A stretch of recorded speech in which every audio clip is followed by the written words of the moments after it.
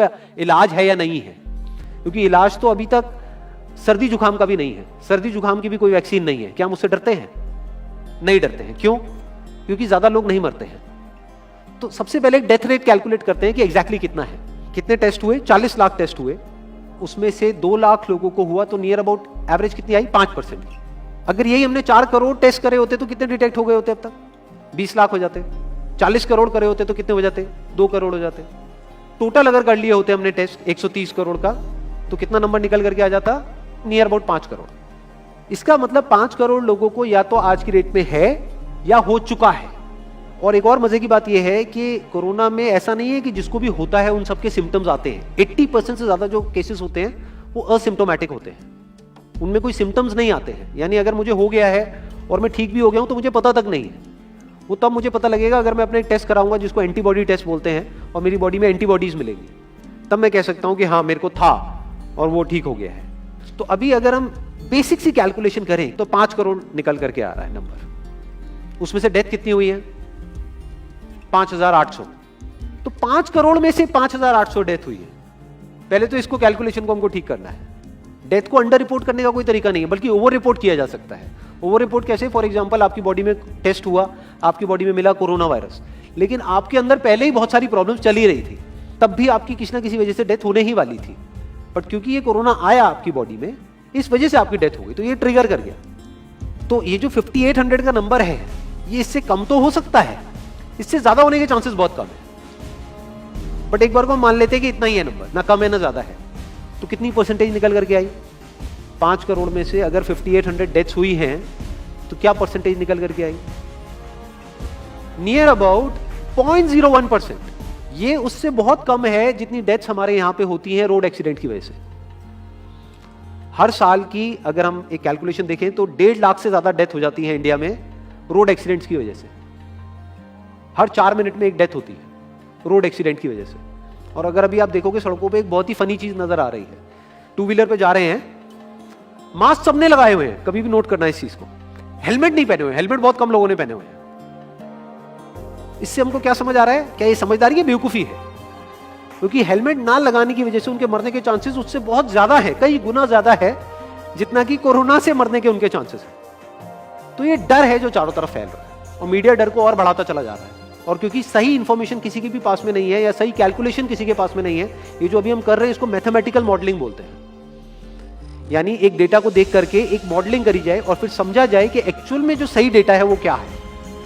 ये नहीं कि लिमिटेड डेटा के बेस पे हम कोई भी कंक्लूजन ड्रॉ कर लें और उसके बेस पे डरते रहें। तो अगर इसका डेथ रेट 0.01% है तो हम सब इतना डर क्यों रहे हैं? क्या कुछ और है जिससे हमको डरना चाहिए, जिससे हम नहीं डर रहे हैं, जिसके बारे में कोई बात नहीं कर रहा है, जो इससे लाख गुना ज्यादा भयानक है? मतलब कोरोना से लाख गुना ज्यादा खतरनाक कुछ है जिससे हम नहीं डर रहे हैं और इससे हम डर रहे हैं। वो क्या है जिससे हमको डरना चाहिए? अनएम्प्लॉयमेंट। अभी पीछे कुछ आर्टिकल्स आए थे न्यूज़पेपर में जहां पे एक फिगर आई थी निकल करके, I am not too sure ये फिगर कितनी सही है कितनी नहीं है, जहां पे आया था कि 13 करोड़ लोग अनएम्प्लॉयड हो गए। इस फिगर से हमको डरना चाहिए। 13 करोड़ लोग अनएम्प्लॉयड होने का मतलब हम समझते हैं कि इसका मतलब क्या है? इसका मतलब ये, अगर इकोनॉमी पॉइंट ऑफ व्यू से देखोगे, कि ये जो 13 करोड़ लोग हैं ये अपने जो खर्चे हैं वो अब बहुत ही लिमिट में कर देंगे। जिस बंदे की नौकरी चली गई है, क्या वो जाकर के मार्केट में नए कपड़े खरीदेगा? क्या अपने बच्चों के लिए खिलौने खरीदेगा? ट्रैवल एंड टूरिज्म तो भूल ही जाओ। ऐसी और हजारों इंडस्ट्रीज हैं जिनकी धज्जियां उड़ जाएंगी क्योंकि डिमांड कम हो जाएगी ओवरऑल इकोनॉमी के लेवल पे। जब डिमांड कम होगी तो क्या करना पड़ेगा इन ब्रांड्स को, इन कंपनीज को क्या करना पड़ेगा, इन मैन्युफैक्चरर्स को क्या करना पड़ेगा? अपनी सप्लाई को कम करना पड़ेगा। जितनी उन्होंने सप्लाई कम करी, अनएम्प्लॉयमेंट और बढ़ गया। कि आज जो नंबर 13 करोड़ है वो बढ़ करके कितना हो गया? 20 करोड़। यानी ये पूरा का पूरा लूप बन जाएगा। इस लूप को बोलते हैं रिसेशन, जो ग्लोबली ऑलरेडी रिसेशन आ चुका है। और अगर यही रिसेशन और डीप होता चला जाए तो उसको बोलते हैं डिप्रेशन, जहां से एक इकोनॉमी को बाहर आने में 5 से 10 साल लगते हैं। तो इकोनॉमी का पहले ही बुरा हाल था, प्लस इस कोरोना की वजह से और बुरा हाल हो गया है, प्लस जो रहा सहा हमारा जो अपना डर है वो सिचुएशन को और खराब करता चला जा रहा है। और इस डर को हर कोई बढ़ा रहा है, कोई भी कम करने का काम नहीं कर रहा। एक्चुअल में अगर आप मेरे स्टैंड पॉइंट से देखोगे तो डरने की कोई जरूरत ही नहीं है, क्योंकि जो डेथ रेट है वो बहुत ही कम है। तो हम डर क्यों रहे हैं? सोचो। बस इसलिए कि डेथ नहीं होनी चाहिए। अगर यही हमारा ऑब्जेक्टिव है कि डेथ नहीं होनी चाहिए, मतलब हम कहते हैं कि किसी की डेथ नहीं होनी चाहिए, तो फिर तो लॉकडाउन परमानेंट हो जाना चाहिए, सड़कों पे निकलना ही नहीं चाहिए, क्योंकि सीधा सीधा 1.5 लाख डेथ बचेंगी। 1.5 लाख लोग जो हर साल एक्सीडेंट में मरते हैं, उनको हम बचा सकते हैं ना, उनकी लाइफ बच जाएगी। परमानेंट कर दो लॉकडाउन को। कैसा है आइडिया? ये बिल्कुल ऐसा है जैसे मैंने एक आदमी की एक कहानी सुनी थी, उसके घर में एक चूहा घुस गया, तो उस चूहे को उसने पकड़ने की बड़ी कोशिश करी, लेकिन वो चूहे को नहीं पकड़ पाया। तो एंड में उसने क्या किया, घर पे आग लगा दी, अपने घर में आग लगा दी। उसके बाद भी चूहा तो बच करके निकल गया, घर चला गया, घर जल गया। यही हालत है इसकी, कोरोना की। इस डर को हमको खत्म करना पड़ेगा, तब जाकर के इस प्रॉब्लम का एक्चुअल में सॉल्यूशन निकलेगा, जो रियल प्रॉब्लम है। और रियल प्रॉब्लम कोरोना नहीं है। रियल प्रॉब्लम क्या है? हमारी जो इकोनॉमी है। रियल प्रॉब्लम क्या है? अनएम्प्लॉयमेंट। तो इस वीडियो के थ्रू मैं अपनी एक हम्बल रिकमेंडेशन देना चाहूंगा गवर्नमेंट ऑफ इंडिया को, या जो भी लोग एक पर्टिकुलर पोजीशन पे हैं उन लोगों को, कि हमको टेस्ट करने कम करने हैं, टेस्ट बढ़ाने नहीं है। अभी हम गलती क्या कर रहे हैं? टेस्ट बढ़ाते चले जा रहे हैं, जिसकी वजह से केसेस बढ़ते चले जा रहे हैं, जिसकी वजह से डर बढ़ता चला जा रहा है। गवर्नमेंट क्या एक क्राइटेरिया नहीं बना सकती कि जो क्रिटिकल केसेस है बस उन्हीं का टेस्ट करो, क्योंकि उन्हीं को हॉस्पिटल में एडमिट करने की जरूरत है, तो उन्हीं का टेस्ट होना चाहिए ना। जो वैसे ही ठीक हो रहे हैं, अपने आप ही ठीक हो रहे हैं, जिनको माइनर सिम्टम्स हैं और वो खुद ही ठीक हो रहे हैं, उनका टेस्ट करने की क्या जरूरत है? उससे तो पैनिक और बढ़ेगा। अगर टेस्ट कर भी दिया तो हम करने क्या वाले हैं? उनको क्या हॉस्पिटल में एडमिट करने वाले? नहीं, घर पे क्वारंटाइन करने वाले हैं। अभी जो क्वारंटाइन वाला फंडा है, ये भी जब बेस छोटा होता है तब तो काम करता है, जब करोड़ों में हो जाता है तब काम नहीं करता है। मैं अगर एग्जांपल से समझाने की कोशिश करूं, जो मेरी थॉट प्रोसेस है उसको, इमेजिन करो एक ऐसी सिचुएशन है कि हमें घर में है और चारों तरफ से बाढ़ आई हुई है, और ये जो घर है हमारा वो ऐसा है, इसको इमेजिन करो जहां पे हजारों दरवाजे हैं। तो हम क्या करें, इसमें से एक दरवाजे को पकड़ लें और उसी को पक्का करते चले जाएं। ये है क्वारंटीन, और बाकी के हजारों खुले पड़े हैं। एक को हम पक्का करते चले जा रहे हैं, क्योंकि यहां से पानी अंदर नहीं आना चाहिए। इंडिया की पॉपुलेशन क्या है? 130 करोड़। टेस्ट कितने हुए हैं अभी तक? 40 लाख। डेली के कितने हो रहे हैं? 1 लाख। महीने के कितने हुए? 30 लाख। साल के कितने हुए? 3 करोड़ 60 लाख। तो यानी कि अगर हमको सबका टेस्ट करना है तो कितने साल लगेंगे? 36 साल। तो जब हमको दिख रहा है साफ साफ कि हम सबका टेस्ट कर ही नहीं सकते, तो हम टेस्ट क्यों बढ़ाते चले जा रहे हैं?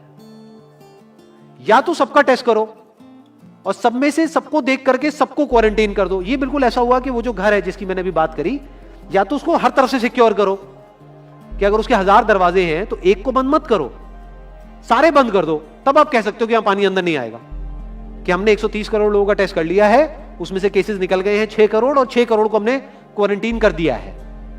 अब ये आगे नहीं फैलेगा, अब 6 करोड़ से 10 करोड़ पे नहीं जाएगा। बट हमने टेस्ट ही करे 40 लाख, जिसमें से केसेस आए 2 लाख। अगर इन 2 लाख को हमने क्वारंटीन कर भी दिया तो बाकी करोड़ों लोग तो बाहर घूम रहे हैं ना, तो उससे होगा क्या? तो अब हमको समझ जाना चाहिए कि इसको रोकने का कोई तरीका नहीं है। तो अब इसका प्रैक्टिकल सॉल्यूशन क्या है? गवर्नमेंट की तरफ से हमको सिर्फ ये इंफॉर्मेशन चाहिए कि भैया अभी कितने बेड्स ऑक्यूपाइड हैं आपके स्टेट में, और अभी कितने और आपने अरेंजमेंट कर रखा है, और कितने और कर सकते हो। अब वो बेड चाहे किसी हॉस्पिटल में हो, चाहे किसी होटल में हो। और प्लस ये इंफॉर्मेशन क्यों नहीं जा रही लोगों के पास में कि इतना डरने की जरूरत नहीं है जितना आप डर रहे हो। हाँ ठीक है, प्रिकॉशंस लो, सेफ्टी मेजर्स लो, सोशल डिस्टेंसिंग को मेंटेन करो, लेकिन इतना डरने की जरूरत नहीं है जितना आप लोग डर गए हो, क्योंकि डेथ रेट कम है। ये इंफॉर्मेशन जानी चाहिए अब लोगों के पास में, वक्त आ चुका है। अगर ये नहीं गई तो प्रॉब्लम सॉल्व नहीं होने वाली इकोनॉमी के लेवल पे। कॉन्फिडेंस खत्म हो चुका है, रियलिटी को हमको पहले समझना होगा। अभी प्रॉब्लम क्या हो रही है? हम कह रहे हैं कि हाँ कंस्ट्रक्शन एक्टिविटीज अलाउड है। गवर्नमेंट को क्या लग रहा है? अलाउड बोल करके सारी प्रॉब्लम सॉल्व हो जाएगी। अलाउड तो हो गई, बट मेरे जो फ्रेंड्स हैं जो कंस्ट्रक्शन इंडस्ट्री में हैं, वो बता रहे हैं कि लेबर ही नहीं है, लेबर सारी अपने गांव चली गई है। तो अब कौन कंस्ट्रक्शन करेगा वहां पे? अब ये लेबर चली तो गई है, इसको वापस कैसे बुलाओगे? मीडिया में अगर रोज ये दिखेगा कि केसेस बढ़ रहे हैं, केसेस बढ़ रहे हैं, केसेस बढ़ रहे हैं, वापस आएंगे वो लोग? 1 से लाख नहीं आएंगे। तो उनको मीडिया में क्या दिखना चाहिए, न्यूज में क्या दिखना चाहिए? कि अब ये प्रॉब्लम सॉल्व हो रही है। तो लोगों के अंदर का डर निकलना चाहिए। यानी जो भी मैंने अभी तक कहा, अगर मैं उसको सम अप करूं तो वो क्या है प्रैक्टिकली, अगर पॉइंटर्स में सॉल्यूशन देखा जाए। नंबर 1 मोस्ट इंपॉर्टेंट, टेस्ट धीरे धीरे हमको कम करने हैं, बढ़ाने नहीं है। दिन के 1 लाख टेस्ट हो रहे हैं, मैं ये नहीं कह रहा कि एकदम से 10,000 कर दो, 1 लाख के 90,000 कर दो, एटलीस्ट बढ़ाओ मत। समझ गए? 1 लाख के 1.5 लाख टेस्ट मत करो दिन के, 2 लाख मत करो, क्योंकि तब भी 36 साल लगेंगे पूरा करने में। अगर आपने स्पीड डबल भी कर दी तब भी 18 साल लगेंगे। 18 साल तक तो पता नहीं ये बीमारी कहां होगी, किसी को याद तक नहीं होगा।